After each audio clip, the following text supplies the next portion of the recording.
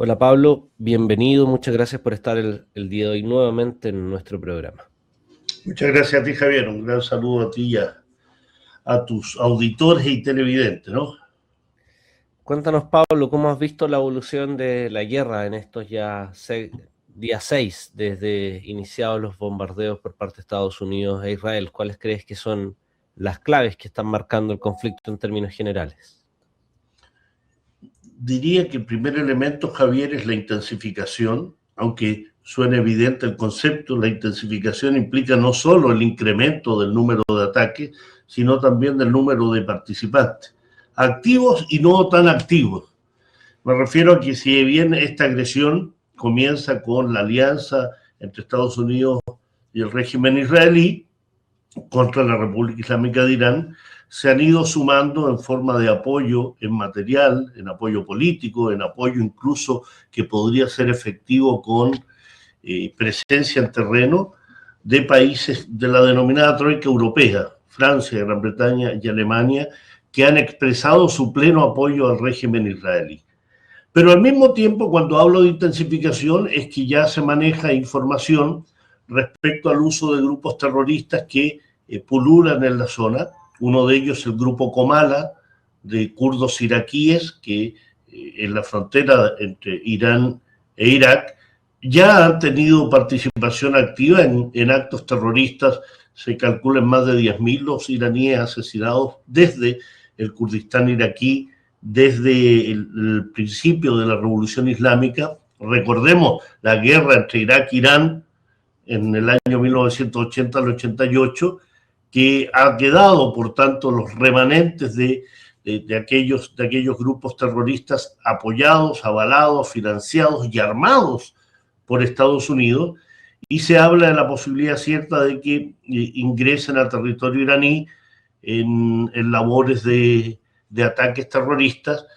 Las armas ya han sido entregadas. Recordemos que el Kurdistán iraquí es una de las tres zonas claramente delimitadas de la República de Irak: la zona Suna, la zona Shia y la zona del Kurdistán iraquí, que es donde está mayormente el apoyo de Estados Unidos a esos grupos, ¿no? La zona de Erbil, el clan Barzani, que es un grupo no solo opuesto a cualquier tipo de unidad de Irak, sino que al mismo tiempo ha generado una punta de lanza en esa zona muy importante de Asia Occidental.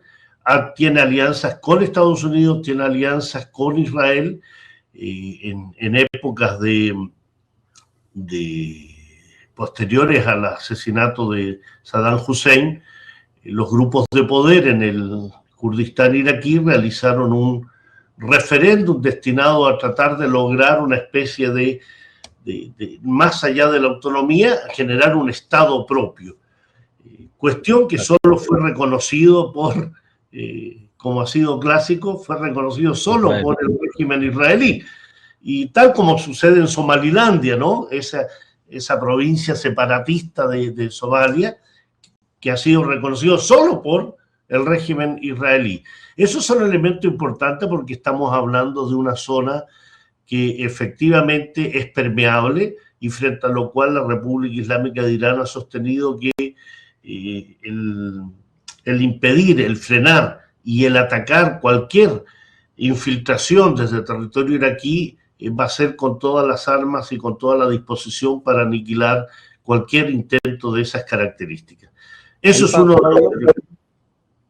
Sí, para preguntarte, puse este mapa de apoyo visual un poco para que la gente pueda comprender cuál es el área comprendida, o al menos este territorio verde no está ocupado, sino que es reivindicado por los sectores del Kurdistán iraníes, pero lo que se espera posiblemente es que por ahí realicen algún tipo de incursión militar, entendiendo que está en la frontera que limita por un lado por Irak y también alcanza a tocar un poco de Turquía, que es lo que vemos acá en la esquina superior izquierda de la pantalla. Entonces quería preguntarte cómo es el comportamiento de estos dos países que limitarían, ¿no? Y estarían en la esfera directa al conflicto. Por un lado, ¿cuál es la posición que está teniendo Irak? ¿Cuáles son los actores relevantes? Y también, ¿cuál es el rol que podría tener Turquía? Bueno, en el caso de de Turquía en forma indudable. No hay posibilidad alguna que Turquía apoye ninguna incursión de los kurdos, por los propios problemas que tiene Turquía con los kurdos turcos, ¿no? Recordemos que los kurdos están fragmentados, no existe un país que se llame Kurdistán, ¿no? Más bien se habla de zonas denominadas el Kurdistán sirio, el Kurdistán iraquí, el Kurdistán iraní, el Kurdistán turco. En modo alguno, aunque es difícil en estas alturas de la vida el afirmar con absoluta seguridad que no existe algún tipo de acción, incluso desde el territorio turco, lo veo poco probable, pero nunca hay que descartarlo.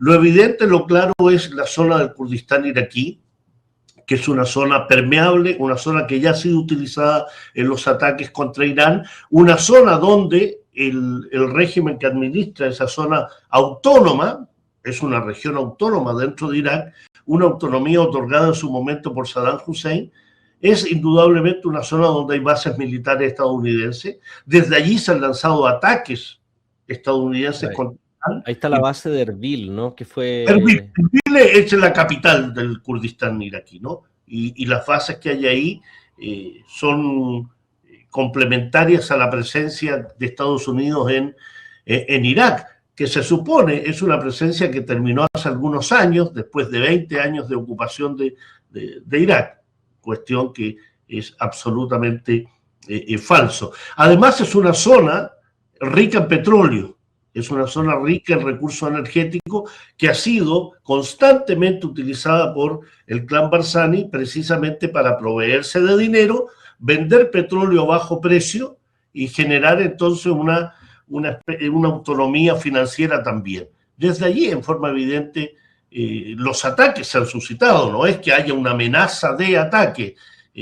Hoy lo que pretenden con la entrega de armas estadounidenses a los kurdos iraquíes, principalmente el grupo Comala, es generar un nuevo frente de batalla contra la República Islámica de Irán. Ese es el elemento central. Posibilidades ciertas, indudablemente, al igual que en la frontera con Afganistán, donde actúa otro grupo terrorista que se llama MKO, cuya sede principal, sus oficinas centrales, no radican en Afganistán, no radican en Asia Occidental, sino que radican en París. Es decir, la dirigencia del MKO es una dirigencia que está protegida, avalada, y que ha servido incluso de financista de los grupos políticos franceses, incluyendo los candidatos presidenciales, precisamente en sus oficinas en París. Es las paradojas de la democracia occidental, ¿no? Que combaten el terrorismo, que combaten la idea del terrorismo, pero lo financian en forma absolutamente clara y evidente. Ese es un elemento. ¿Cómo es la relación del MKO con el gobierno de los talibanes? ¿Hay una relación de complicidad o ninguna? No hay una relación que uno pudiese decir que los talibán pudiesen apoyar a MKO. Funcionan como grupos de infiltración, no radican en bases permanentes, a diferencia de los kurdos iraquíes, ¿no? MKO funciona más bien como grupos de infiltración, de efectuar ataques. Lo han hecho, más de 30.000 iraníes han sido asesinados desde el año 80, incluso un poquito después del triunfo de la Revolución Islámica, hasta el día de hoy. Son una escisión de partidos de izquierda del anterior gobierno monárquico y que fueron derivando en una oposición no solo política, sino que posteriormente militar, y finalmente termina en acciones terroristas que han generado ataques a recintos religiosos en Mashhad, recintos parlamentarios, etcétera, etcétera. Ahí hay dos elementos que pueden ser catalizados precisamente por Estados Unidos y Europa. Y ahí, Pablo, también cómo ves el comportamiento de esta troika europea que ya lo mencionabas, sobre todo el comportamiento de Francia, que lo vimos ahí el día lunes bien canchero con sus submarinos nucleares, anunció el crecimiento de sus ojivas nucleares. El día domingo habían sacado un comunicado conjunto donde señalaban que se ponían a disposición. Después el lunes habla un poco más de la soberanía, pero luego vemos a Macron, sobre todo a Macron, señalando de que van a proteger sus amigos y aparentemente estarían movilizando barcos hacia Chipre, que sería uno de los países cuyas bases militares estarían siendo atacadas, toda vez de que Estados Unidos se estaría refugiando ahí luego de los ataques de represalia recibidos en sus bases militares en Asia Occidental, sobre todo en los países del Golfo Pérsico. Así que, ¿cómo verías tú el rol de Francia? Chipre es una base británica, ¿no? Como el estrecho de Gibraltar, como Malta. Es decir, dentro de las esferas de reparto militar de la zona, mínimas con relación a Estados Unidos, que tiene, por ejemplo, una base, la flota del Golfo del Mar Mediterráneo radica en Nápoles, por ejemplo, ¿no? Pero Francia tiene presencia en Malta, en Chipre, hay bases militares en Asia Occidental, en Arabia Saudí, por ejemplo, hay bases británicas, en el Cuerno Africano, en Djibouti, hay una base británica. Entonces, hay una presencia efectiva. Francia lo que pretende es tratar de lograr cierta autonomía, de lograr cierta prestancia, cierta presencia en el ámbito europeo, en función de las propias discusiones que hay. La misma Francia, y esto como un recuerdo para entender las dicotomías que tiene el régimen francés con relación a su aliado, hace algunos años, en lo que se llamó el proyecto AUKUS, es decir, Australia, Reino Unido y Estados Unidos, se le quitó un importante negocio a Francia desde el punto de vista militar.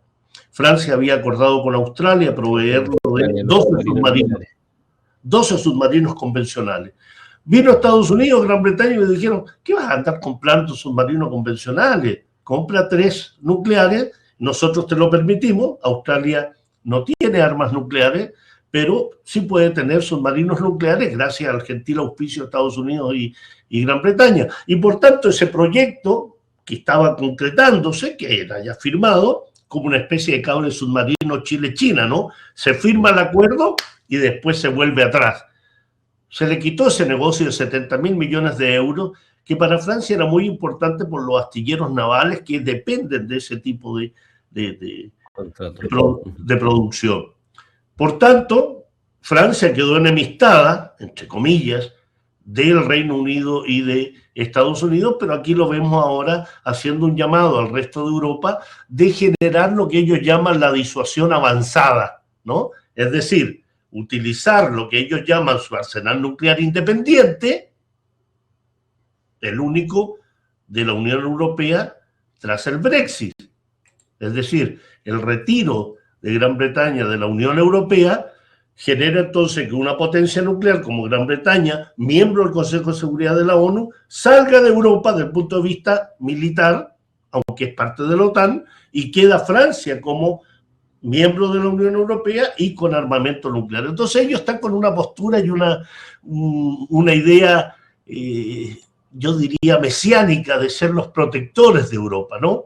Dicen, nosotros podemos garantizar la seguridad del continente ante las amenazas que se den. Y hablan de Rusia, principalmente, hablan del terrorismo islámico, no sé si van a lanzar bombas nucleares contra las comunidades musulmanas, pero lo que está haciendo París es impulsar lo que ellos llaman la autonomía estratégica europea, reforzar fronteras, que no tiene que ver con grupos terroristas, sino que tiene que ver con la inmigración, enviar medios de defensa aérea y de ahí el envío de tropas y de suministros aéreos y navales en Chipre, y por tanto también aumentar lo que ellos llaman los ejercicios militares necesarios para fortalecer la defensa europea. Francia, sin tener participación en el Círculo Polar Ártico, es sin duda una especie de servidor fiel a cualquier necesidad que las potencias occidentales necesiten. Si Estados Unidos necesita armas, necesita los aviones Rafael, necesita submarinos, ahí está París, bajo apariencia de autonomía, apoyando a sus socios incondicionales. Entonces hay ahí indudablemente lo que te decía al principio de este encuentro, ¿no?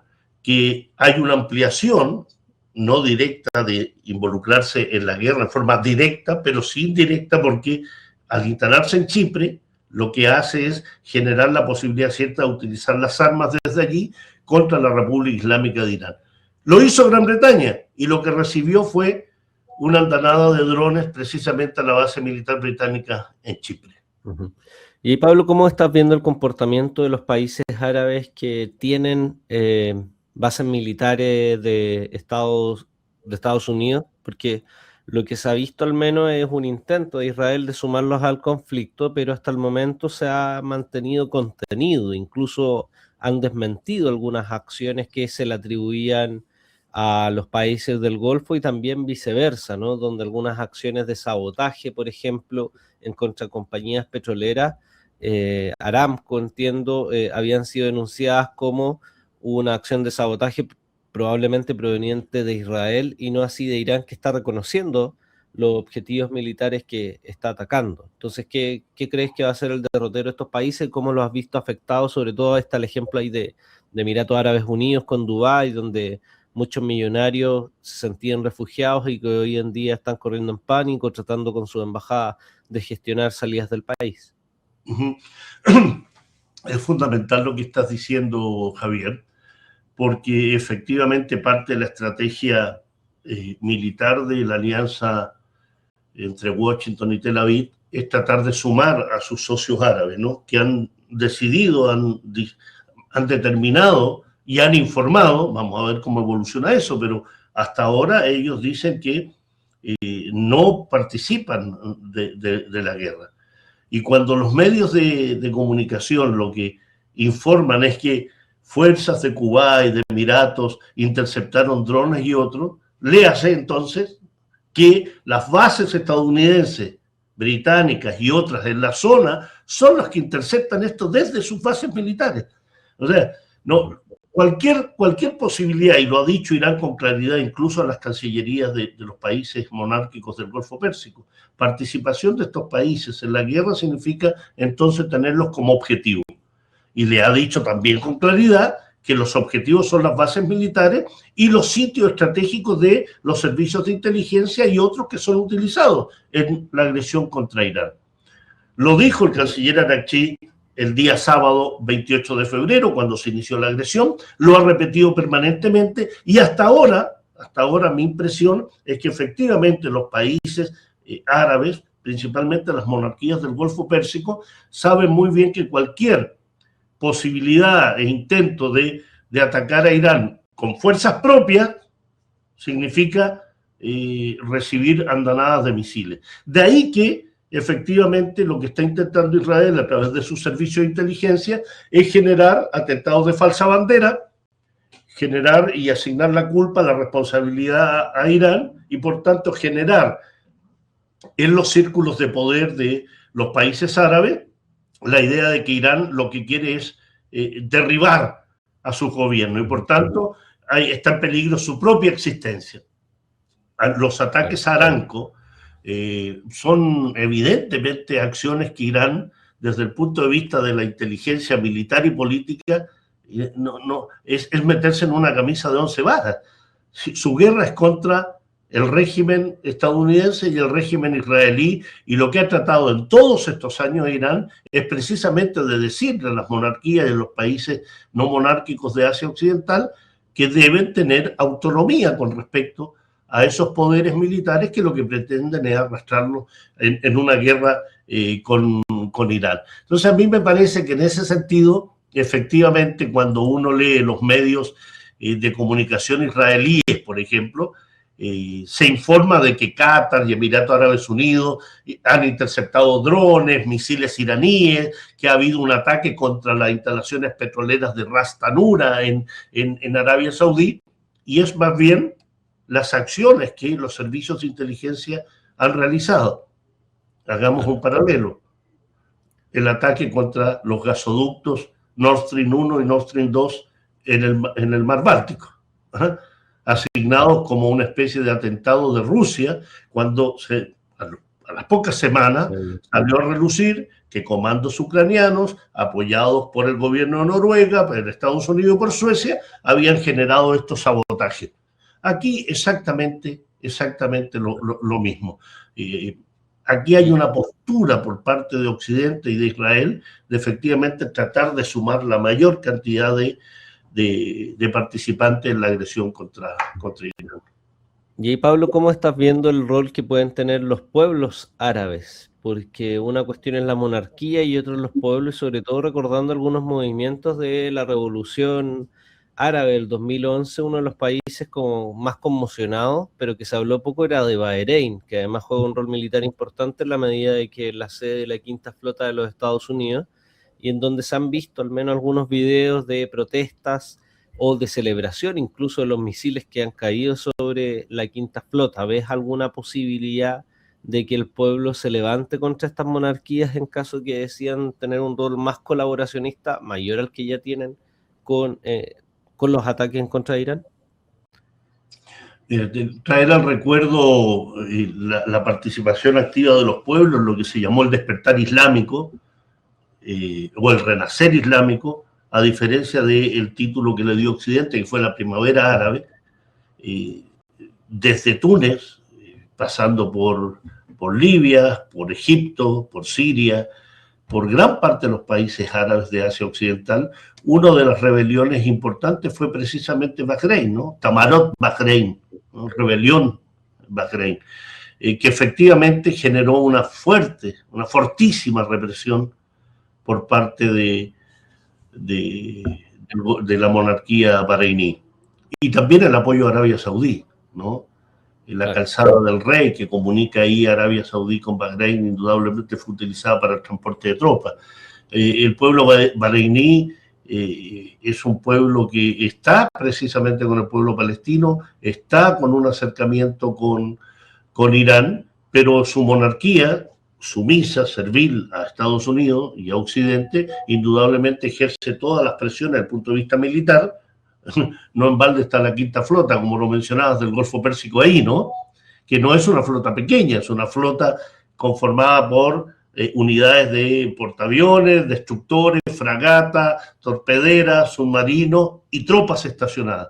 Qatar también es un país que ha definido a través de las propias determinaciones y manifestaciones de su pueblo que es necesario tener un acercamiento y terminar las discrepancias y las tensiones con Irán.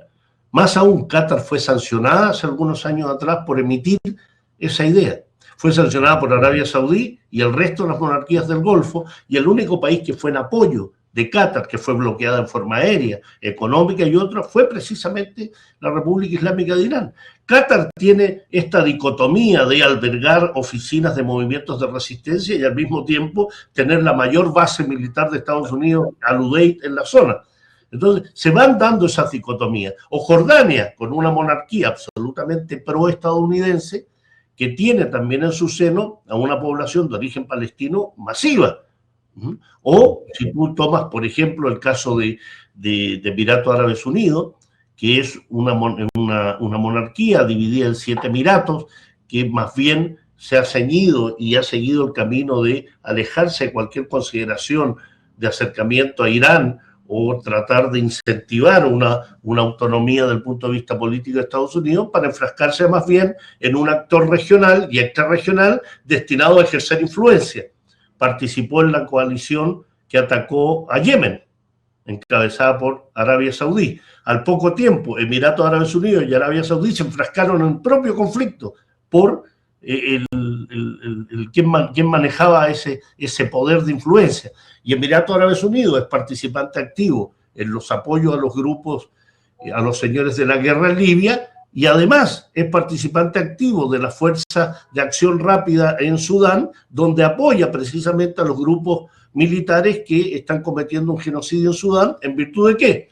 Petróleo, oro y acceso al Mar Rojo. Entonces, hay discrepancias de acuerdo a los intereses de cada uno de los países que allí están, pero lo evidente es que las sociedades de esos países tienen que pasar a un estado cualitativamente superior, y eso implica el derribo de las monarquías y establecer un desarrollo a partir de sus peculiaridades, sus necesidades, que van mucho más allá de estos niveles de riqueza obscena que muestran cada una de esas monarquías. Y Pablo, otro tema importante para ir cerrando está relacionado a la interna iraní, donde se anunciaba como nuevo líder supremo al hijo del Ayatollah Khamenei. ¿Está confirmado eso o son simplemente rumores?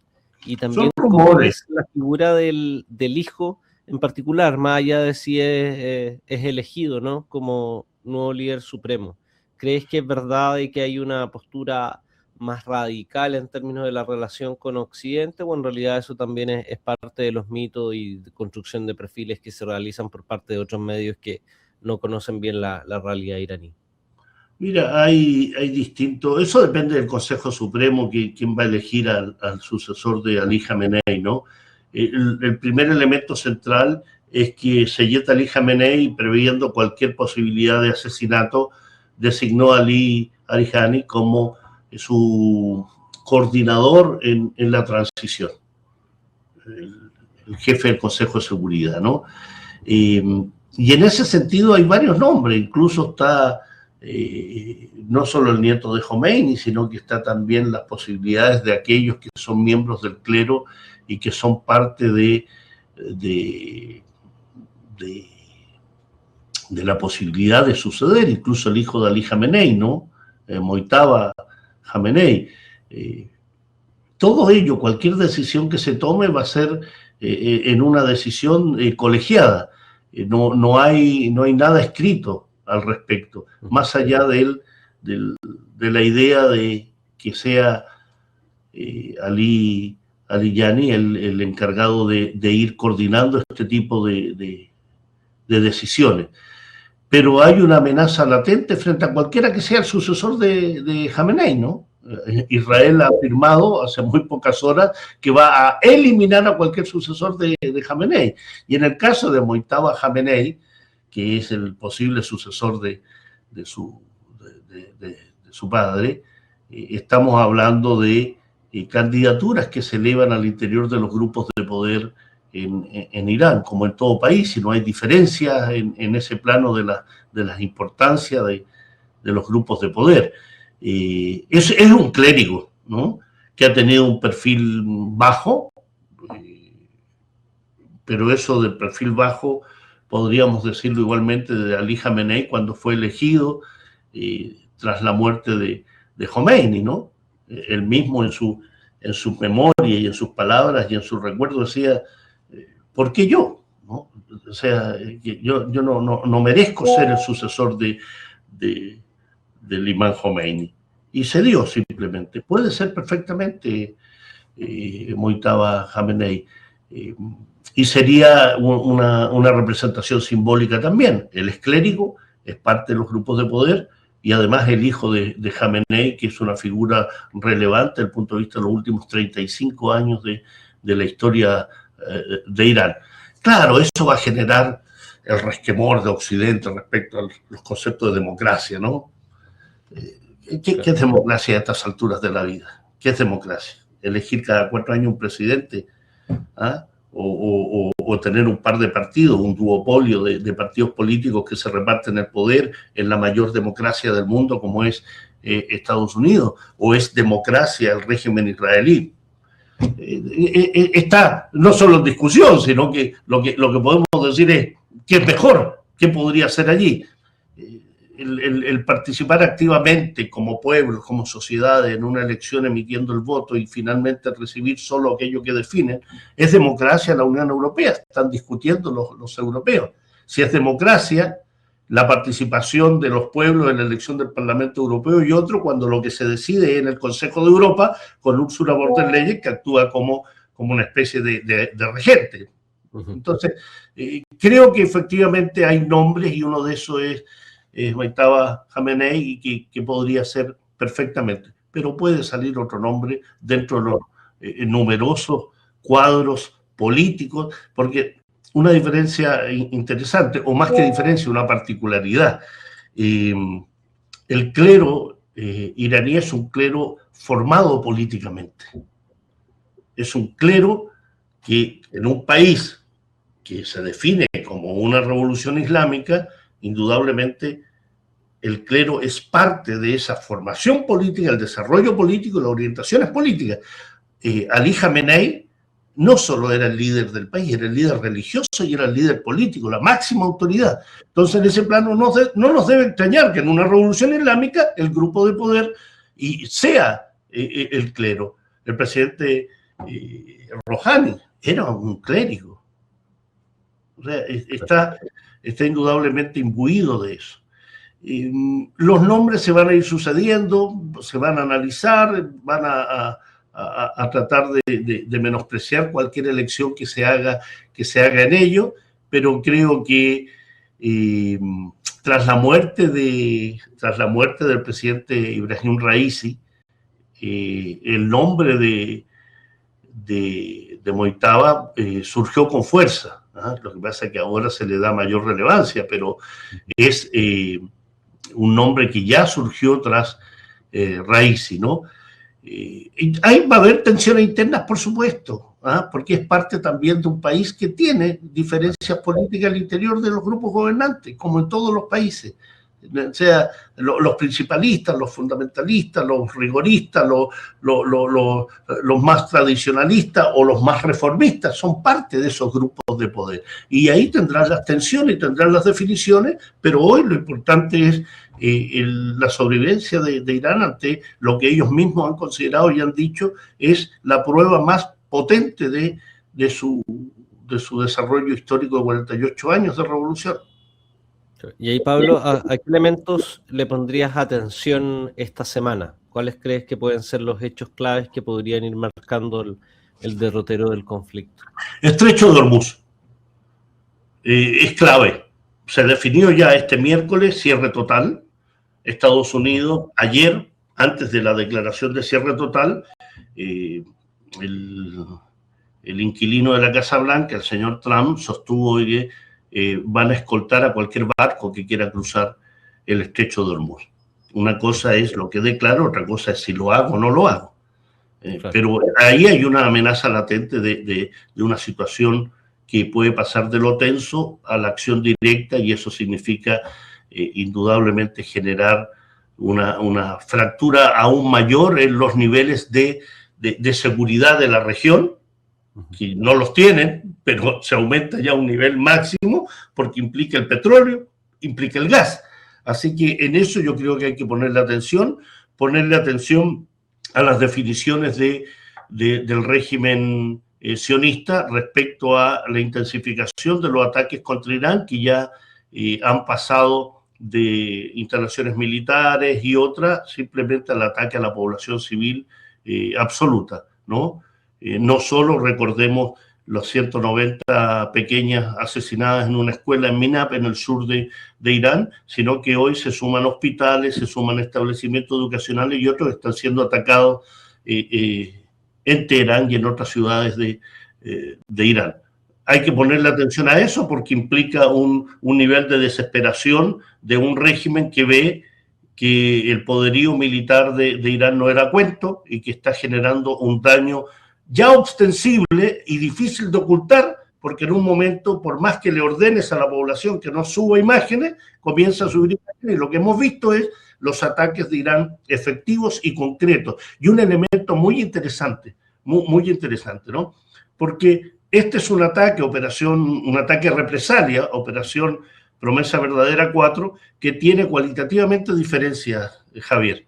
Uno, los primeros ataques se sucedieron frente a elementos de logística y de seguridad y de vigilancia de Estados Unidos y de Israel. Es decir, cuando tú atacas un radar de las características del de Qatar, el de Bahrein, el de Arabia Saudí, no estás atacando solo un radar que puede ser un elemento de vigilancia. Es la vigilancia del sistema de misiles iraní. Es decir, esos radares, esos sistemas de vigilancia, lo que permitían era anticipar en forma muy fiable el lanzamiento de misiles iraníes y, por tanto, la posibilidad de interceptarlo. Hoy eso está por los suelos. Entonces, la capa de protección, el domo de hierro, el Arrow y todos esos nombres hollywoodenses que le ponen, indudablemente está permeable y se ve con claridad. Las imágenes, más allá de poner atención, y un llamado también a quienes te ven y te escuchan, es siempre estar atento a la información que se entrega. Hoy estamos en una entrega de información y de inteligencia artificial que hace creer aquello que no es, y por tanto hay que tener un rigor hasta mínimo respecto a lo que se entrega. aquilatarlo, pero también comparar la información. Y yo diría que ese factor de los ataques efectivos de Irán es un elemento que hay que tener en cuenta ahora, porque los ataques son precisos, concretos, ya no se dispersan los misiles, sino que llegan a los sitios donde tienen que llegar. Claro, hay un cambio cualitativo también en la guerra. Y Así Pablo, es. muchas gracias por compartir el día de hoy con nosotros. Esperamos estar a finales de esta semana o a inicios de la próxima también comentando los avances de este conflicto que cada vez va adquiriendo mayor relevancia existencial de la humanidad, si es que continúa el derrotero que ha estado intentando marcar Estados Unidos e Israel. Así que muchas gracias, Pablo. Es contradictorio el concepto, ¿eh? El avance de la guerra, ¿eh? Cuando Claro, en realidad es un retroceso en las relaciones internacionales. un retroceso civilizacional, un avance de la barbarie. Bueno, un abrazo, Javier, y gracias por la invitación. Muchas gracias a ti, estamos en contacto.